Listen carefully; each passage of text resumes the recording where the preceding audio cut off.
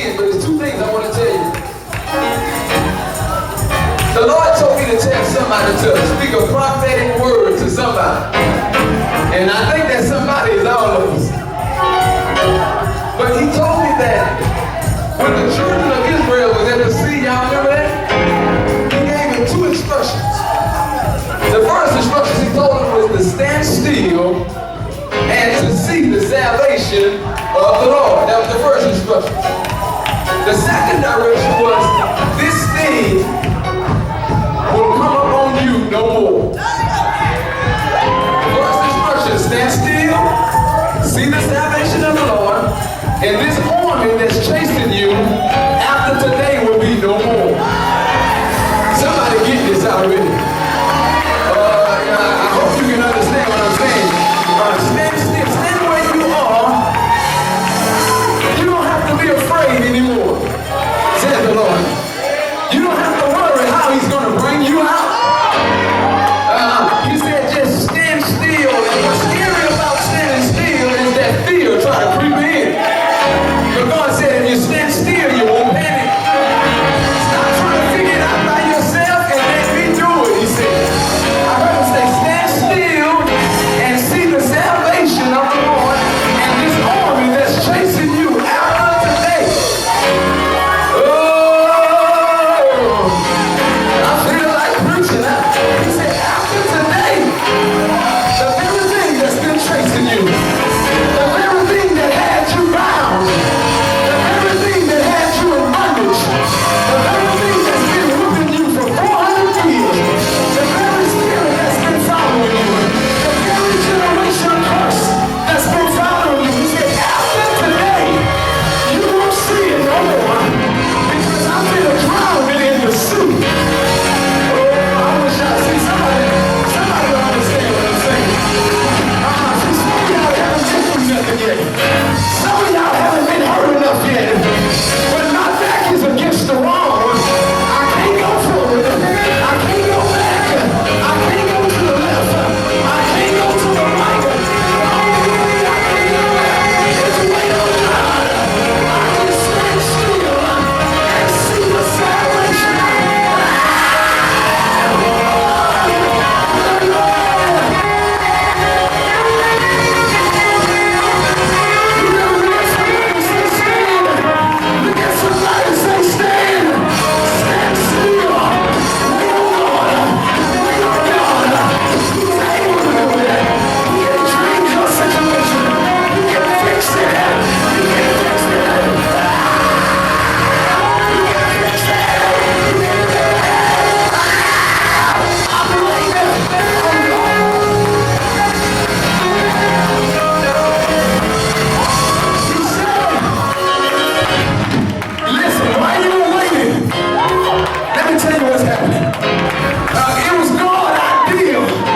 To send the army after the children of Israel. This is what you don't understand. I know you're struggling today, but it was God's design. God is going to prove himself to us. Look at somebody say he's going to prove himself. God was going to show that after this day, that there's nothing wrong with God. He was going to get ready to show fire with them. That there's not a roar God. There's not a sun God. There's not a God of the destiny. There's not a God of this and that. There's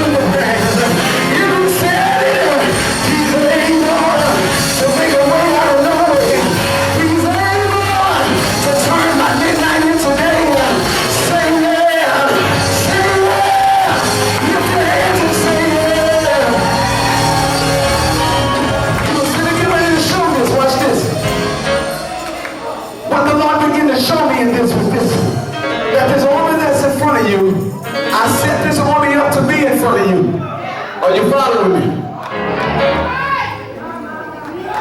God said, I'm making you in the fire.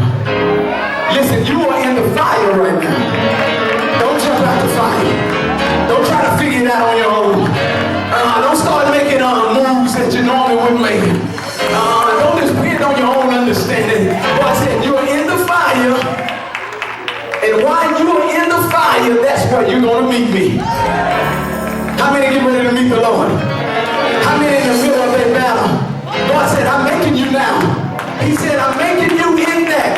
I'm making you stronger. I'm giving you a testimony.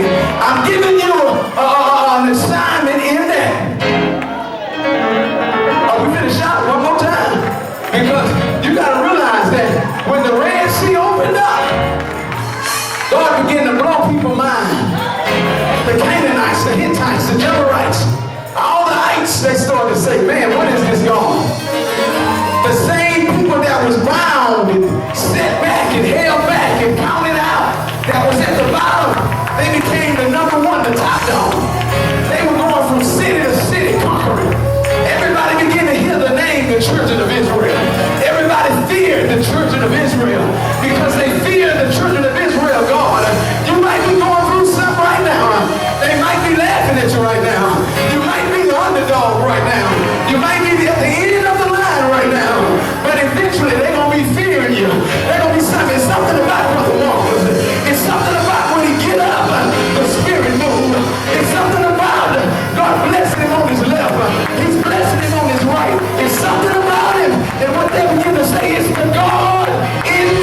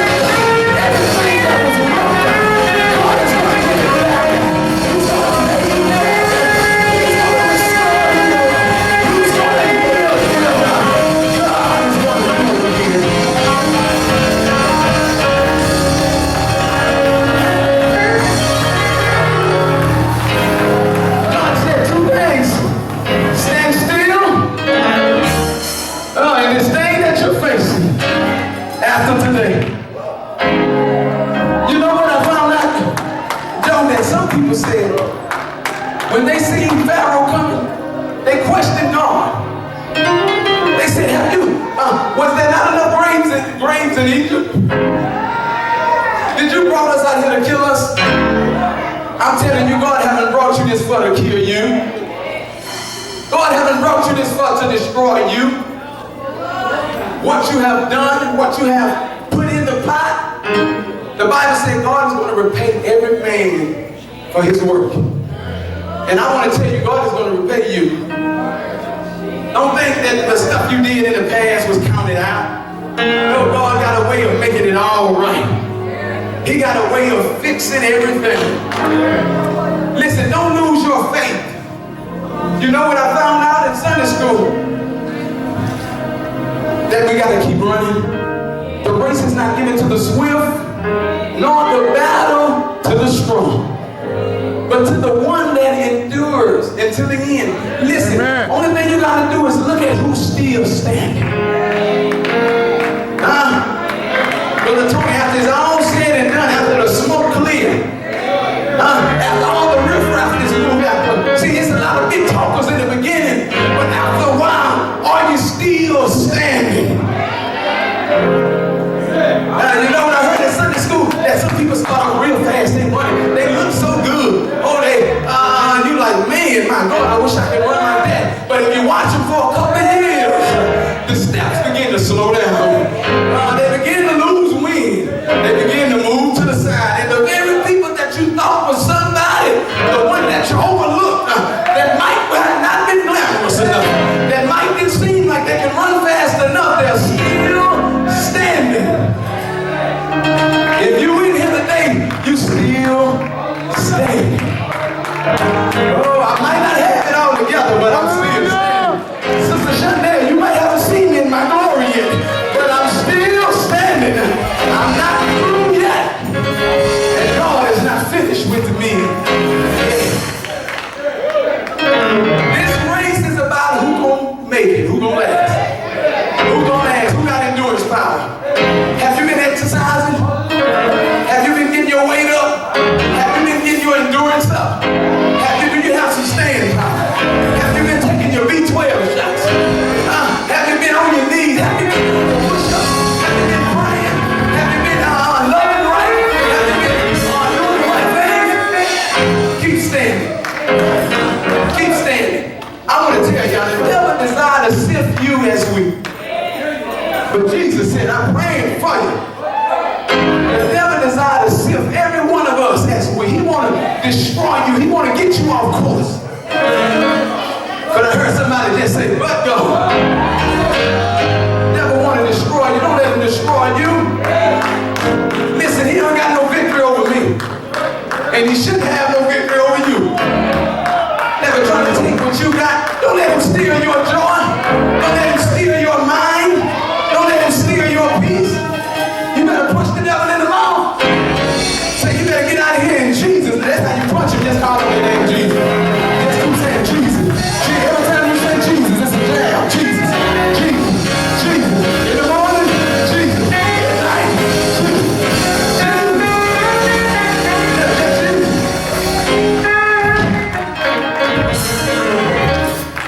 This word, the prophetic word, is for you. God said, you stand. Still. Stop fidgeting. Stop keep moving. Just still. Just wait. I know it's dark and it might be a little scary, but wait. One time, a dog chased me, and my dad was saying, Robert, stop running. See, if you stop running, he'll stop running.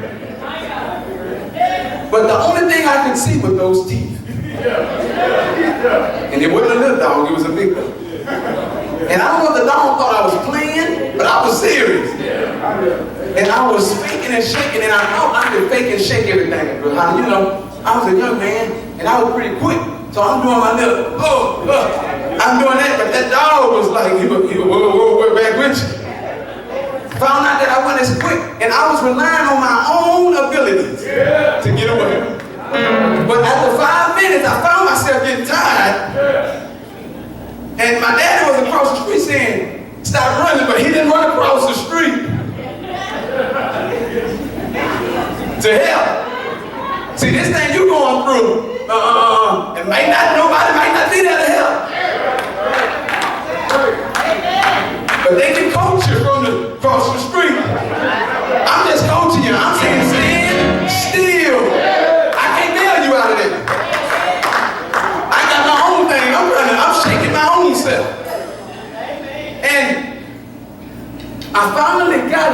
stop. Not because I got the picture in my mind, but because I got time. Some of you are going to stop because you're tired. Oh, some of you then fought all you can fight. Some of you are out of win now. Some of you say, I can't do no more. Some of you saying, forget it. I don't care anymore. Yeah, some of you saying, I'm through, I quit, I give up, I'm not trying anymore. I'm through with the situation. Boy, you're in the right place. If that's you finally came to your Red Sea. See, God is bringing up, He drove you out of bondage. Many of you that in, He drove you out of bondage, but you thought you was going to walk straight into the promised land. Look at somebody and say, psych. Psych. That's what we used to say, psych. You thought you was going to walk right into your new car. You thought you was going to walk right into your husband. You walked into somebody's name. I don't want to call no names. It might be somebody's name. You walked into something else. God is bringing us to our Red Sea. I said this about the other church, but I'm saying it again. God began to tell me that we're having a Red Sea experience. I want you to hear this real quick before we go. We're having a Red Sea experience in individual lives. Red Sea. Meaning that God has made a way, He brought you out. And as you came out, now you're in front of a wall, and it's a sea. And this sea that's in front of you is impossible to move unless God moves. But you can't go back to Egypt because there's bondage in Egypt. But every now and then you think about it. Oh, man.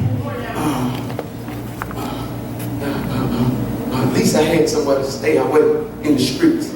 Even though they was beating me. I'm talking to somebody. Listen, don't settle for that stuff. God has brought you to a certain height in Him. Don't settle. Don't go back and settle. Come on, at least they can sing.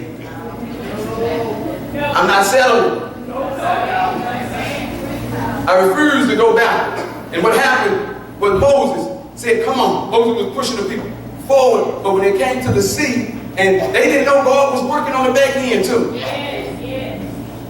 See, God is doing more than one thing. We only can see one thing. God is working in different areas in our life. He's working on your friends, your family. He has to use you in a different way because everything around you is important to Him. See, God just wasn't going to save the children of Israel. That was the promise. But He wanted to show the world who He was. He wanted to destroy Egypt, and He wanted to use the children of Israel to do it. God want to use you for more than what you think, and you just looking at your problem. I just got this little problem. I can't pay my rent. Lord, I can't never pay my rent. You got this little problem. God is looking at something way greater than He gonna take care of that part, but that ain't even the main objective. I got something great I want to do in your life. Some of you have friends that you don't even know that's coming your way. Some of your families will be lost if He don't use you. Some of your sons and daughters won't make it unless He uses you. This is bigger than me. It's bigger than you. Mary got a son. Jojo got a son. It's bigger than him. See, the devil desired to kill his son. And sometimes if we be selfish and just worry about me, you got to realize that it's bigger than you. It's your seed. And your seed, you got grandkids coming that He wants. But God said, no, I'm going to build a nation in Emmanuel. And I thank God for Abraham. Wasn't it bigger than Abraham? Yes. So Abraham to leave. Abraham like, I got to leave me. Why me is bigger than you? I'm going to make your name great. Yes. You going to have some grandkids coming after you. Isaac and Jacob and Joseph. They're on the way. You can't see them, but I can see what I'm building in you. And it came all the way to the point to where the whole nation was in jeopardy of losing their life. God brought this thing full circle. Watch this. The promise that He made to Abraham, and it moved all the way down Isaac, Jacob, Joseph, and the children of Israel. When they came to the sea, Pharaoh was going to destroy the whole land. I'm trying to tell you how big this is. Everybody was going to die. He said he got 600 chariots and horsemen. He said, let's go, we're going to kill everybody. He was going to go kill the very promise that God made. See, the devil is trying to kill the promise that God made you. It's bigger than you. He's going to kill the promise, the dream, the vision of what you, the very essence of you, what God called you for. You know, Brother Holland told me a dream, man. I was preaching at 5 years old on a little fan. I had a little fan that you turn on, the ones you put in the window. I was a 5-year-old preacher. Never knew at 37 the Lord was going to use me. All right. All right. Yeah. And so many times I wanted to walk away, but it ain't about me. It's about what God want to do through me. It's about not about you, but what God want to do through you. So watch this. This whole thing that God created was going to die. You think God gonna let that happen? So what he did, we put a pillar of cloud, of fire out there to hold them back. And it's funny how God make you come all the way to the edge of the water before you move. Ain't that strange? Yes, yes. Why when they left, he just ain't just kill them like he did Sodom and Gomorrah? He could have just sent the 2 angels down and just killed everybody. No, they pursued them. Do it feel like something's pursuing you today? You know why? Because God is making you. He let it pursue you. He let it hunt you, track you. He let it come up on you, and he's making hope and confidence. He's encouraging you. And at the end of the day, as soon as they got to the end, till they couldn't go no more, the words of the Lord came to Moses: stand still. Now Moses could have been sarcastic and say, "Well, I'm gonna go." Sometimes we feel like telling Lord, "Well, I can't do that anyway." But he said, "Stand still." And after today, they enemy. Now watch this, because I want you to get a revelation real fast. Because sometimes, okay, so after the day, that mean ain't gonna go through. No, when that woman drowned, they had to fight AI. Oh yeah, because they still have to go to the promised land. And all the way to the promised land is a different devil for different level. You're gonna keep fighting. You're gonna keep fighting. But the bondage, the very bondage had been destroyed. They weren't slaves anymore. If any man be in Christ, he's a new creature. Oh, you're not a slave anymore. You are a free man and a free woman now. So when you come against your next enemy, I ain't finna be enslaved anymore. When they came against Jericho, they like, these walls coming down. Hey, I used to be a slave, but not anymore. I'm a free man now. When the African Americans got free, they said, hey, we's are free. And we ain't going back. We free now. I wish somebody would come up here with a plantation. Everybody go, I'm free now. My Second Amendment.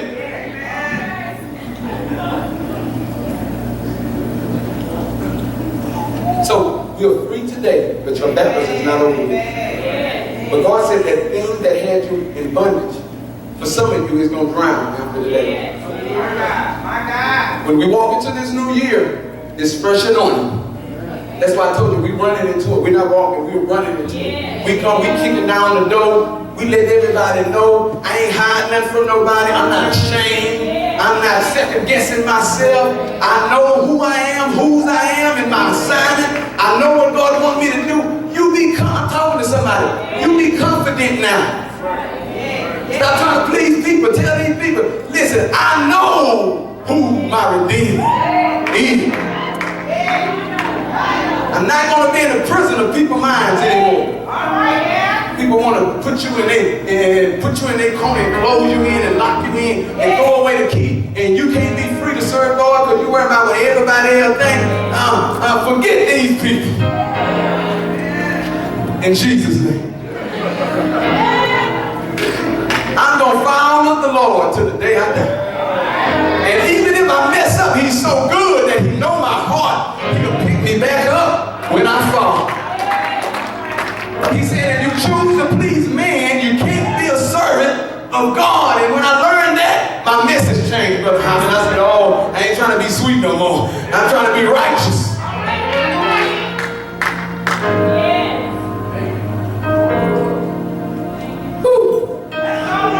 How many love the Lord? How many love the Lord? Stand still. Stand still. See the salvation. Mother, stand still. See the salvation. Don't go in with it. Stand on that. He drowned there in the sea of forgiveness. Let's give the Lord a hand clap of praise. From this day forward, I ain't gonna be the same. From now on, when you see me, I'm gonna have a big smile on my face. This day, when you see me, I'm gonna be in supreme confidence that Jesus is gonna make a way. Even if I'm in my Red Sea, I'm gonna stand there and wait on God. I'm gonna either die or wait. I'm gonna die or I'm gonna wait. But the 3 Hebrew boys said, even if you don't, I'm still gonna stand. Even if you don't. I wish I had that spirit. Do you have that spirit of the Hebrew boys? But James, you got that spirit of the 3 Hebrew boys? Even if he don't, I still won't bow. And they meant what they said because they got thrown into the fire. This fire was so hot, the Bible said that when they was going to throw them in the fire, the soldiers around them got killed. That's how hot this fire was, this furnace. And when they got thrown in there, that's when God met them. God is going to push some of you to the brink. He's going to push you right over the edge. It's kind of like if you're on top of a building and you about to fall, you got to wait on God. Even if you start leaning over, you got to wait on God. Even if it's hard, you got to wait on God. And right when it seems like you can't go no further, you just get pushed. You can't go. But Greg, come grab me. Please come grab me. Because I'm about to fall. Because I'm telling you, God will keep pushing. No, not yet. No, let me go. But just hold on to it now. Don't let me fall. This is God. I got faith in it. Right when you at this point. Can you let me go a little further? Oh, hold me. Oh, yeah. Right when you're here. Somebody right here today. I'm telling you. Somebody right here. They said I can't go. Then God, don't pull me back. Then he'll pull you out of it. Then he'll pull you out of it. So just because you feel like you're at the edge, you ready now. That turkey is cooked now. You can put it out. If you put it out too early, it ain't doing this nasty. He got you in the oven and cook you. One more time, let's get a Lord in here.